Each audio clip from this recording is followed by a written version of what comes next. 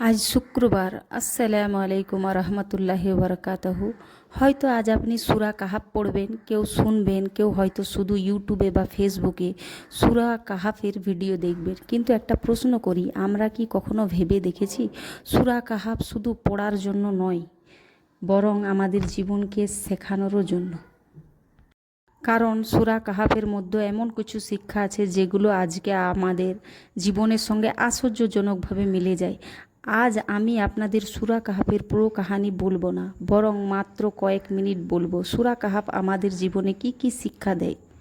প্রথম শিক্ষা, ঈমানকে সব কিছুর আগে রাখতে হবে। সূরা কাহাফের শুরুতে আমরা এমন কিছু যুবকের কথা জানতে পারি যারা নিজেদের ঈমানকে বাঁচানোর জন্য কঠিন পরিস্থিতির মুখোমুখি হয়েছিল।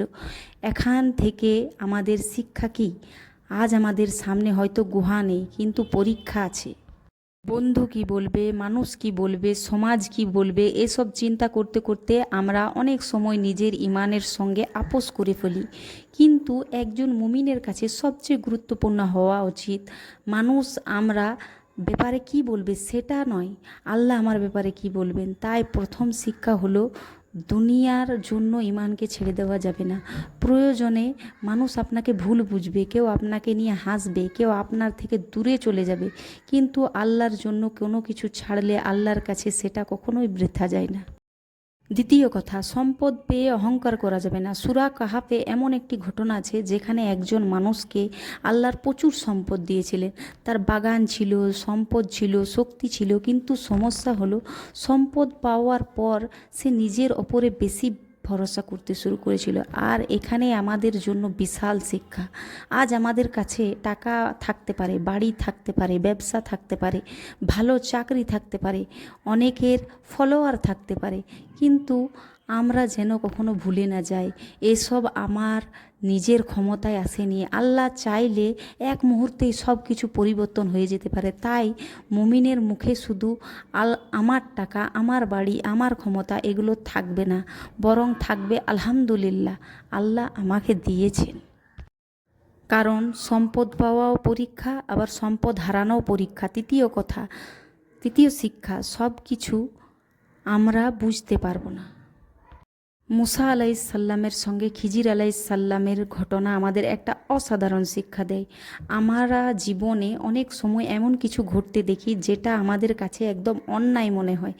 দোয়া করলাম, কবুল হলো না, অনেক চেষ্টা করলাম, ব্যর্থ হলাম, কাউকে হারালাম, কোনো সুযোগ হাতছাড়া হয়ে গেলে তখন আমরা ভাবি আমার সঙ্গে কেন এমন হলো।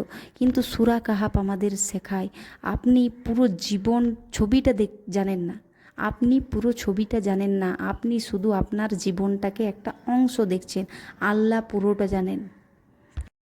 আজ যে বিষয়টাকে আপনি বিপদ মনে করছেন, হয়তো সেটার মধ্যে আপনার জন্য কল্যাণ লুকিয়ে আছে। তাই সব কিছু বুঝতে না পারলেও আল্লাহর ওপর ভরসা করতে শিখতে হবে। কারণ আমার জ্ঞান সীমিত, কিন্তু আল্লাহর জ্ঞান অসীম। চতুর্থ শিক্ষা, ক্ষমতা পেলে মানুষের উপকার করতে হবে। সূরা কাহাফে আমরা জুলকারনাইনের কথাও পাই। আল্লাহ তাকে ক্ষমতা দিয়েছিলেন, কিন্তু সেই ক্ষমতা তাকে অহংকারী বানায়নি, সে ক্ষমতা ব্যবহার করেছিল মানুষের উপকারে। এখানেও আমাদের জন্য একটা বড় শিক্ষা আছে। আপনার কাছে যদি ক্ষমতা থাকে, মানুষকে ছোট করবেন না। আপনার কাছে টাকা থাকলে অসহায় মানুষকে সাহায্য করুন। আপনি যদি কোনো পদে থাকেন, অন্যায় করবেন না। আপনার যদি জ্ঞান থাকে, অন্যকে শেখান। আল্লাহ আমাদের যা দিয়েছেন সবেই একদিন জিজ্ঞাসা করা হবে। ক্ষমতা শুধু সম্মান নয়, দায়িত্ব। আর আমাদের সবচেয়ে বড় শিক্ষা, দুনিয়া স্থায়ী নয়। সূরা কাহাফ আমাদের বারবার মনে করিয়ে দেয় এই দুনিয়ার চাকচিক্য দেখে যেন আমরা ধোঁকায় না পড়ি। আজ যে মানুষটা খুব ধনী, কাল সে নাও থাকতে পারে। আজ যে মানুষটা শক্তিশালী, কাল সে দুর্বল হয়ে যেতে পারে। আজ যে বাড়িটা নিয়ে এত গর্ব, একদিন সেই বাড়ি অন্য কাউরি হয়ে যাবে। আজ যে মোবাইলটা হাতে নিয়ে আমরা ঘন্টার পর ঘন্টা কাটাইছি, একদিন সেই হাতটাই মাটির নিচে থাকবে। তাহলে প্রশ্ন হলো, আমি কি নিয়ে আল্লাহর কাছে ফিরে যাব? আমার টাকা, আমার ফলোয়ার, আমার বাড়ি, আমার পরিচয়? না, সঙ্গে যাবে শুধু আমল।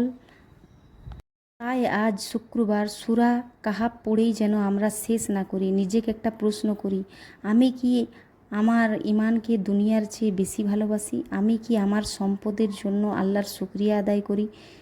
আমাকে যে ক্ষমতা বা সামর্থ্য দেওয়া হয়েছে সেটা কি মানুষের উপকারে ব্যবহার করি? আর অবশেষে আমি কি মনে রাখি যে একদিন আমাকে এই দুনিয়া ছেড়ে চলে যেতে হবে? সূরা কাহাফ শুধু একটা সূরা নয়, এটা যেন আমাদের জীবনকে চারিদিকে ছড়িয়ে থাকা পরীক্ষাগুলো চিনে নেওয়ার একটি শিক্ষা, ইমানের পরীক্ষা, সম্পদের পরীক্ষা, জ্ঞান ও ধৈর্যের পরীক্ষা, ক্ষমতার পরীক্ষা। তাই আজ সূরা কাহাফ পড়ুন, শুনুন আর চেষ্টা করুন। শুধু সূরা কাহাফের শব্দগুলো যেন, শিক্ষাগুলো যেন আপনার জীবনে ঢুকে যায়। আল্লাহ আমাদের সবাইকে কোরআন পড়ার পাশাপাশি কোরআন বুঝে সেই অনুযায়ী জীবন পরিচালনা করার তৌফিক দান করুন। আমিন। আসসালামু আলাইকুম ওয়া রাহমাতুল্লাহি ওয়া বারাকাতুহু।